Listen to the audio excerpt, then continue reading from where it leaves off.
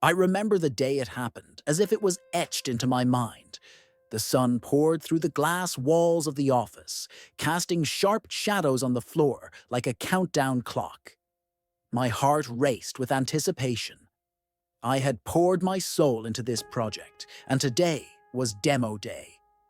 As I walked toward my boss's office, the familiar buzz of the office faded into a low hum, replaced by a hollow sense of dread that gnawed at my stomach. "Mike, come in," he said. A strained smile plastered across his face as he gestured toward the seat. I couldn't help but feel a flicker of hope. Surely he was going to commend my hard work. But as I sat down, the air thickened with tension. "I need to talk to you about your role here." My heart sank. "Is everything okay?" I asked cautiously, sensing the storm brewing in his eyes. "It's not you, it's the direction of the company," he began, the words tumbling out like stale bread. "We're letting you go. Your work has deviated from our vision." I blinked, the shock turning my blood cold. "What? After everything I've done? There's so much at stake with the demo today." "I'm sorry, but the decision has been made," he replied, his tone clipped. My mind raced. They had no idea that I had embedded a vital line of code in our software, designed to be the cornerstone of an IPO that could redefine the market. But rather than celebrate, I was being thrown to the curb, just as the finish line came into view. I stormed out, the walls closing in on me as I fought back the tears.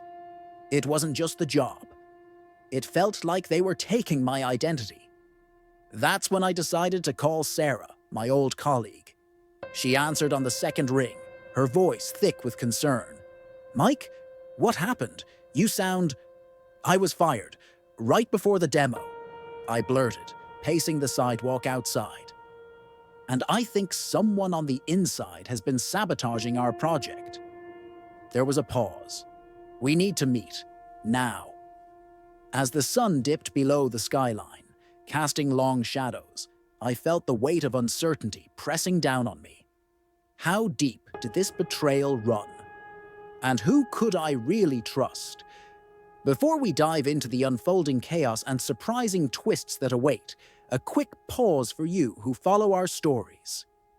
YouTube has been clearing subscriptions, so take a moment to check if you're still subscribed. Your support means the world to us. Now, back to the tangled web of deceit we were about to unravel. As the night settled in, I found myself in a dimly lit coffee shop, the kind of place where whispers mingle with the scent of freshly brewed coffee. Sarah was already there, her brows knitted together in concern. We exchanged a knowing look as I slid into the booth across from her. "Tell me everything," she urged, her voice barely above a whisper. I was blindsided, Sarah. One minute I'm preparing for a groundbreaking demo, and the next I'm out on the street, I confessed, disbelief washing over me again. I can't shake the feeling that someone set this in motion long before my firing. She leaned in, her eyes sparkling with resolve. "Then we need to dig deeper." I overheard some strange conversations about the project. It sounded more like sabotage than simple corporate strategy. With each word she spoke, an electric tension buzzed in the air around us. People in the company have grown restless. They're afraid, and when someone is afraid, they become unpredictable. "You think it's someone we know?" I asked, my heart pounding. The question hung in the air, heavy with implications. "Possibly," she said, glancing around as if the walls themselves had ears. "The stakes are high with the IPO coming up.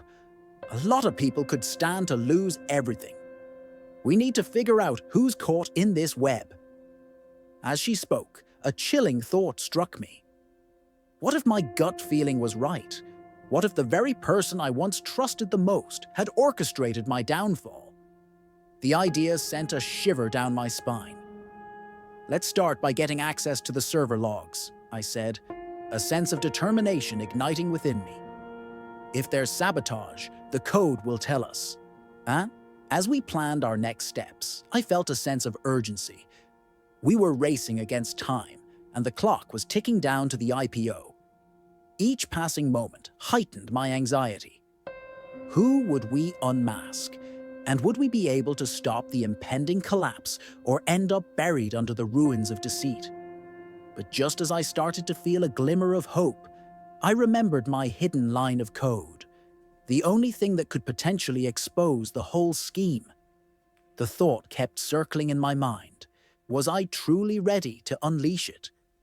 With every second, the stakes rose higher, and I couldn't help but question if we were simply pawns in a larger game. Stay tuned, because the truth is about to unravel, and the next twist might just flip everything I thought I knew upside down. The following day, the sun rose too quickly, its glow slicing through my window like an unwanted intrusion. I barely slept, my mind racing with thoughts of betrayal and fear. The city hummed to life outside, but inside, I felt like a prisoner in my own psyche. I met Sarah early, our usual spot buzzing with energy, but our shared focus was razor sharp. "We need to act fast," she said, her hands gripping a cold cup of coffee. "Did you ever think about the project's contributors?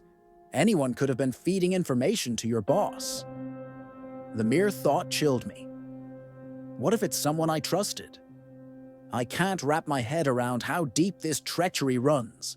Desperate for answers, I suggested we start with the code review, a labyrinth of lines and commands that could unveil secrets we just needed to find. As we powered up the computer, I felt a surge of anxiety. What if we unearthed something we weren't ready to handle? "In the code review, look for unusual comments or edits," Sarah instructed, her eyes scanning the screen like a hawk. "And keep an eye on user access logs.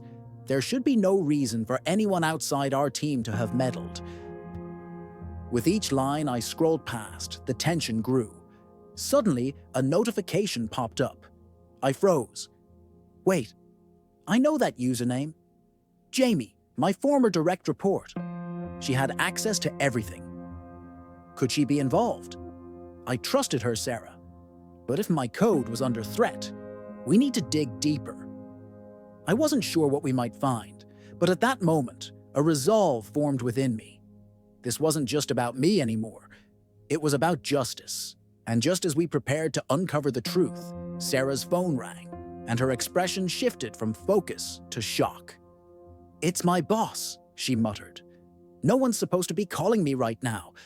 I have to take this." As she stepped away, my heart raced with foreboding. What if they knew we were onto them? What if they were coming for us next? The stakes were climbing, and the clock was ticking down to the IPO. Would the revelations shatter both of our worlds, or would they lead us to the truth? Stay tuned, because what's coming next could change everything. The air was electric with tension as Sarah stepped back into the booth, her expression grave. "Everything okay?" I asked, feeling a knot form in my stomach. "No," she replied, her voice low and shaky. "They're looking for me. They've noticed I'm not as involved with the project since you got fired." I swallowed hard, the weight of her words pressing down on me. "Do you think they suspect something? That we're onto them?" "I don't know," she admitted, her eyes darting around as if we were being watched. "But we need to move fast. If they catch wind of what we're planning..." The threat hung in the air, heavy and threatening. I could feel my heart pounding in my chest, the adrenaline kicking in. "Then what do we do?" She took a deep breath, her resolve sharpening. "We need to dig into Jamie's user logs. If she's been sabotaging us, her activity will leave a trail." I nodded, determination igniting a fire within me. "Let's head back to my place. It's less likely anyone will be looking for us there." As we made our way through the bustling streets, I couldn't shake the feeling that we were being watched. Every car that passed felt like a pair of eyes following us. Every glance from a stranger a potential threat. The city felt alive with risks, and with each step, the weight of our mission bore down, heavier. Arriving at my apartment, I hastily unlocked the door and ushered Sarah inside, closing it behind us like a barrier against the outside world. My home office was cluttered but functional. Monitors lined the walls, a sanctuary of tech in the midst of chaos. "Let's get to work," I said, sitting in front of my main screen and pulling up the company's server access logs. As I combed through the lines of data, time seemed to evaporate. Minutes turned to hours, and with Sarah by my side, I felt a pulse of excitement. There. Jamie's username is here a lot more than it should be, especially during the nights leading up to my firing. Sarah's eyes widened. That's what I suspected. She's been accessing critical files. Let's look at the timestamps. We dug deeper, the haze of anxiety lifting with every revelation. Then I spotted something that knocked the wind out of me. A log entry showing Jamie had accessed my code just days before the demo. "This can't be a coincidence," I whispered, breath hitching in my throat. "What does it say?" Sarah leaned closer, her interest piqued. "Right here," I pointed. She downloaded the entire project repository. "Why would she do that unless—" Her voice trailed off, and we both exchanged a look of dawning horror. She might be planning to sabotage the IPO herself. But why? Maybe she's been promised a bigger role or a cut of the profits, I hypothesized, my anger boiling just beneath the surface. She's been playing us all along. But how to prove it? If we take this information to anyone without solid evidence— Suddenly the atmosphere shifted, the tension thick enough to cut with a knife. I stood up, rubbing my temples in frustration. We need concrete evidence. If we can get our hands on that code she accessed before it gets deployed, we can expose her. "But how do we do that?" Sarah asked, fidgeting with her coffee cup. I turned back to the computer, an idea lighting up in my mind. "I'll set up a secure backdoor for us to access the server where the demo is hosted. If Jamie's doing what we think she is, we can catch her red-handed." "Let's do it," Sarah said, her voice filled with encouragement. As I got to work, adrenaline surged through me again. My hands flew over the keyboard as I created a secure channel, ensuring we remained undetected. But inside, anxiety churned. What if we got caught? What if Jamie found out we were onto her? Minutes felt like hours as I finally executed the script. The connection buzzed to life, granting us temporary access to the back end of the project. "We're in," I breathed, eyes widening at the breadth of files before us. "Now what? Where do we look first?" Sarah asked, her excitement infectious. "We need to track the last modifications. She could have left traces planted all over the code," I replied, my focus narrowing down to the crucial directories. As we navigated through the complex labyrinth of code, every click heightened my anxiety. Jamie's handiwork was woven throughout. But then, just as we began to piece together a timeline, an urgent message flashed on my screen: "Unauthorized access detected." My heart raced. "We need to hurry." "Go, go!" Sarah urged, panic creeping into her voice as I began downloading the evidence. A hard thud echoed from the other room, sending a wave of dread through me. "What was that?" "Did you hear that?" she whispered, eyes wide. Before I could respond, the living room door swung open, revealing shadowy figures silhouetted against the light from the hallway. "Hands where we can see them!" a voice commanded. Fear coursed through my veins as I jumped out of my seat, instinctively pushing Sarah behind me. "What do you want?" "Do what the lady said," a second voice sneered, stepping into the light. It was a security team dispatched by the company. How did they find us? Terror clawed at my throat. "We weren't doing anything wrong." "Save it," the lead agent barked, moving closer. "You're coming with us." "Mike, run!" Sarah shouted, suddenly breaking free from me. Before I could react, she charged toward the window, flinging it open and climbing out onto the fire escape. My heart sank as I followed without hesitation. the thrill of the chase propelling us forward. As we descended the metal rungs, my mind raced. What had we just stumbled into? This conspiracy was burying us, and with the IPO looming ahead, our chance to expose everything teetered on the brink. "Where to now?" I gasped as we reached the ground, adrenaline coursing through us.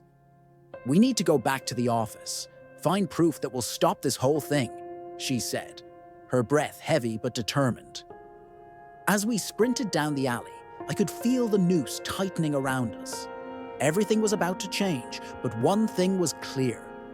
We were in this until the end, and I wasn't going down without a fight. Tune in next time as Sarah and I make our final stand against Jamie and uncover the truths that could shatter everything we've built, or save us both from this corporate nightmare. The heat is rising, and as we venture into the unknown, we'll uncover the real mastermind behind the plot, laying bare the ultimate betrayal that lies at the heart of it all.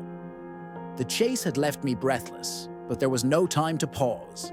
Sarah and I slipped into the back entrance of our former office building, the shadows of doubt looming larger than ever. The heart of our problem lay within those walls, the very code that Jamie had betrayed us for. We needed to reach the server room, and quickly. "We can't go through the front. They'll be watching for us," I whispered, guiding Sarah through the maze of familiar corridors. The place felt foreign now, tainted by betrayal. "Then we take the back stairwell," she suggested, her determination igniting a flicker of hope within me.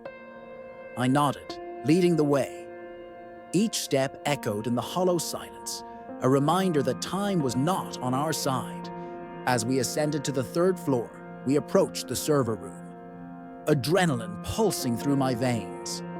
The last vestiges of our normal lives hovered just out of reach, but the gravity of our situation weighed on us both. "Here it is," I panted, pressing against the cold door. "Let's make this quick." Inside, the room was dimly lit, rows of servers lining the walls like silent sentinels. It felt like stepping into a different world, one that held the power to expose Jamie's treachery or bury us alive. I quickly connected my laptop to the main server, the hum of machinery providing an eerie backdrop to my growing anxiety.